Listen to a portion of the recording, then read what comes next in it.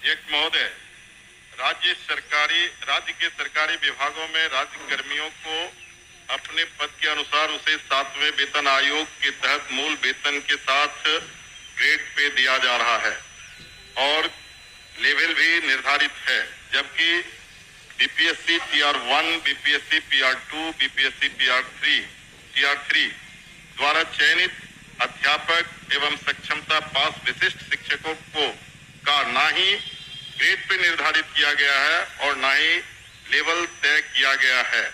सिर्फ नियोजन के तहत वर्ग 1 से 5 के अध्यापकों को एवं विशिष्ट शिक्षकों को 25,000, वर्ग 6 से 8 के अध्यापक को 28,000, वर्ग 9 से 10 के अध्यापक एवं विशिष्ट शिक्षकों को 31,000, वर्ग 11 से 12 के अध्यापक एवं विशिष्ट शिक्षकों को 32,000 रुपया मूल वेतन दिया जा रहा है, जो 7वें वेतन आयोग से बिल्कुल अलग है, जिसके कारण भविष्य में अध्यापक एवं विशिष्ट अध्यापकों को 8वें वेतन आयोग के लाभ से वंचित रहना पड़ सकता है, जबकि उक्त शिक्षकों को भी राज्य कर्मी का दर्जा प्राप्त है।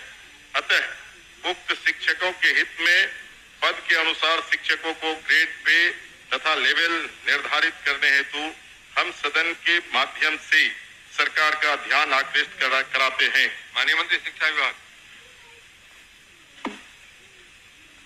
अध्यक्ष महोदय, वस्तु स्थिति यह है कि पंचायती राज संस्थाओं एवं नगर निकाय संस्थाओं द्वारा नियुक्त शिक्षकों को समान कार्य के बदले समान वेतन देने से संबंधित माननीय सर्वोच्च न्यायालय में दायर SLP-C संख्या 20/2018 बिहार सरकार एवं अन्य बनाम बिहार माध्यमिक शिक्षक संघर्ष समिति एवं अन्य के साथ दिनांक 10/5/2019 को पारित आदेश, जिसमें माननीय उच्च न्यायालय के द्वारा समान कार्य के बदले समान वेतन देने हेतु पारित आदेश को निरस्त कर दिया गया है। राज्य सरकार पंचायती राज संस्थाओं एवं नगर निकाय संस्थाओं द्वारा नियुक्त शिक्षकों को बेहतर वेतन एवं सेवा शर्त हेतुकृत संकल्पित रही है। राज्य सरकार ने सहानुभूति पूर्वक इन शिक्षकों को 1/9/2020 से EPF योजना, जिसमें राज्य सरकार के द्वारा लगभग 5% अंशदान दिया गया है, से आच्छादित करते हुए दिनांक 1/4/2021 से 15% का वेतन वृद्धि किया गया। पुनः राज्य सरकार द्वारा स्थानीय निकाय शिक्षकों को बेहतर सेवा शर्त एवं वेतन प्राप्त हो के परिप्रेक्ष्य में बिहार विद्यालय विशिष्ट शिक्षा नियमावली 2023 अधिसूचित किया गया। नए शिक्षकों के नियुक्ति हेतु बिहार राज्य विद्यालय अध्यापक नियुक्ति स्थानांतरण अनुशासनिक कार्रवाई एवं सेवा शर्त नियमावली 2023 अधिसूचित किया गया। सरकार द्वारा इन दोनों नियमावली से नया पद सृजित किया गया। यह पद 7वें वेतन आयोग लागू होने के बाद सृजित किए गए हैं, इसलिए यह पद 7वें वेतन आयोग द्वारा निर्धारित पदों में सम्मिलित नहीं है। सरकार द्वारा सरकार के अन्य बहुत सारे पद सृजित किए जाते हैं जो 7वें वेतन आयोग में सम्मिलित नहीं होते हैं।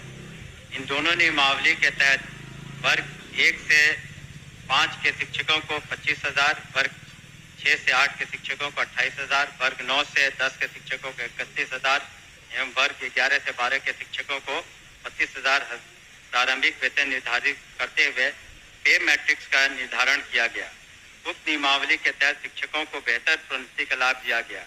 अगले संभावित जो वेतन आयोग 8वां वेतन आयोग में ये शिक्षा विभाग द्वारा इन विद्यालय अध्यापकों एवं विशिष्ट शिक्षकों के वेतन मान को उचित स्तर पर निर्धारित करने हेतु वित्त विभाग को अनुशंसित किया जाएगा। महोदय, मैं पूरे वक्तव्य को मैं सुना। सरकार बीपीएससी का एग्जामिनेशन लेकर के सरकार ने घोषणा किया कि वो राज्यकर्मी होंगे। दूसरी बात की सरकार ने ही घोषणा किया कि सक्षमता परीक्षा पास जो कर जाएंगे शिक्षक वो राज्यकर्मी होंगे। तो जब राज्यकर्मी होंगे तब फिर क्या औचित्य है कि आप उसको 7वें वेतन के लाभ से अलग रखेंगे, उस श्रेणी में नहीं रखेंगे? क्यों उसको राज्यकर्मी का दर्जा देते हुए और राज्यकर्मी की घोषणा करते हुए उस लाभ से सरकार क्यों वंचित रखना चाहती है, ये मैं जानना चाहता हूं। माननीय मंत्री। अध्यक्ष महोदय, इसमें जो विचार विमर्श किया गया वित्त विभाग से, ऐसी बात नहीं है कि सहानुभूति तो पूरी रखी गई। एक और आंकड़ा मैं पढ़ना चाहूंगा सदन के सामने। वर्ष 2003 में जो नियुक्त प्रशिक्षित शिक्षा मित्र थे, प्रारंभ में उनका नियत वेतन प्रति माह था 1500, जो वर्तमान सकल वेतन प्रति माह हो गया 31,340। वर्ष 2006 में नियुक्त पंचायत प्रखंड नगर शिक्षक थे 5000, उनका वर्तमान सकल वेतन प्रति माह हो गया 29,410। वर्ष 2010 में नियुक्त पंचायत प्रखंड नगर शिक्षक 7000 था वेतनमान, तो उनका हो गया आज के दिन में 29,410।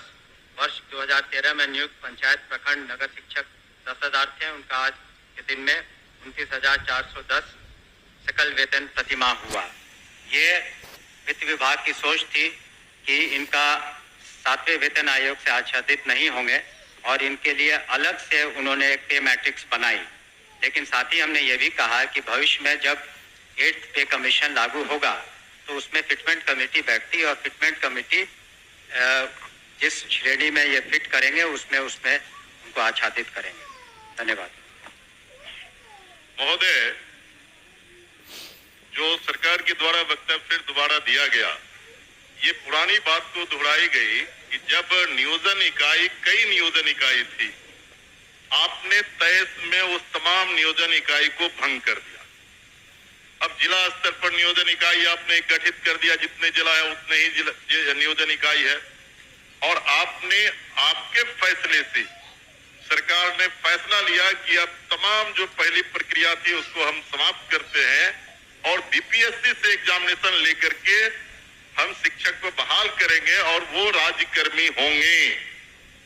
दूसरा, इस सरकार से हम लोग बात कर रहे थे कि जो पुराने तरीके से पंचायत से, प्रखंड से, जिला परिषद से जिन शिक्षकों को नियोजित किया गया उनको आप सरकारी कर्मी घोषित कीजिए। सरकार ने एक फैसला लिया, सक्षमता परीक्षा जो पास करेगा वो सरकारी कर्मी होंगे। तो सवाल उठता है कि सरकारी कर्मी वो सिर्फ स्कूल में नहीं पढ़ाते हैं, उनसे आप चुनाव में बूथ पर भेजते हैं, उनसे आप जो है सो बीएलओ बनाते हैं, उनको कई तरह का सवाल करते हैं। जब वो सरकारी कर्मी आपने घोषित किया है, तब सरकारी कर्मी के बराबर उसके समकक्ष 7वां वेतन क्यों नहीं देना चाहती है, ये हम जानना चाहते हैं। तो नहीं, उनका कहना है कि वो पुराना जो बताया 4000 था, 2000 था, 3000 था। दूसरी बार खड़े होकर बोले नहीं सर।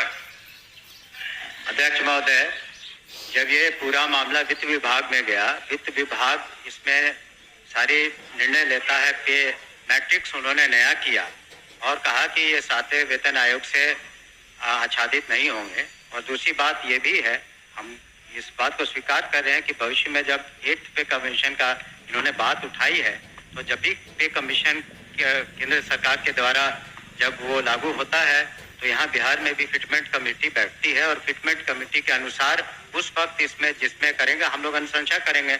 लेकिन अंतोगत्वा इन सभी मामलों में वित्त विभाग अपने वित्तीय प्रबंधन के तहत ही अंतिम फैसला देता है, जिसको सभी को स्वीकार करना पड़ता है। धन्यवाद। हो गया आपका। नहीं सर ठीक है, वो लोग पूछेंगे, लेकिन मेरा आखिरी सबमिशन है सर, सप्लीमेंट्री मेरा ये है कि वित्त विभाग से सारी प्रक्रिया को पूरा करते हुए तब आपने बीपीएससी का एग्जामिनेशन लिया और तब आपने राज्यकर्मी का दर्जा दिया। तो साथ में वही घूम फिर के आ रहे हैं आप, साथ में वेतन का आप लाभ उसे क्यों नहीं देना चाहते? ये सरकार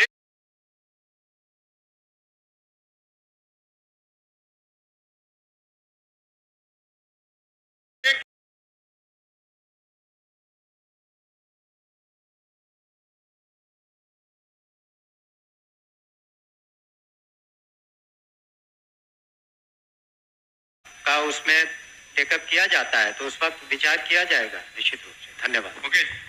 अध्यक्ष महोदय, वर्ष 2023 में नियोजित शिक्षकों को महागठबंधन की सरकार में राज्यकर्मी का दर्जा दिया गया था। महोदय, और जो शिक्षकों के हित में उनके पद के अनुसार ग्रेड पे और उनका लेवल जो तय करना है वो सरकार कब तक देने का विचार रखती है, या देने का विचार रखती है तो कब तक, नहीं तो क्यों? एक ही बात हो रही है। आपके माध्यम से मैं शॉर्ट में दो पूरक पूछना चाहता हूं।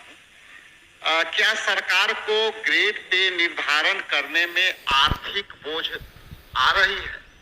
और यदि ये आर्थिक बोझ आ रही है तो सरकार बतावे कि कितने की आर्थिक बोझ आ रही है, तब जो है वो इनको करने में क्या कठिनाई आ रही है आर्थिक बोझ आने में। ये मेरा सवाल है। बैठिए, और कोई पूछने वाला नहीं ना है? चलिए आप बताइए।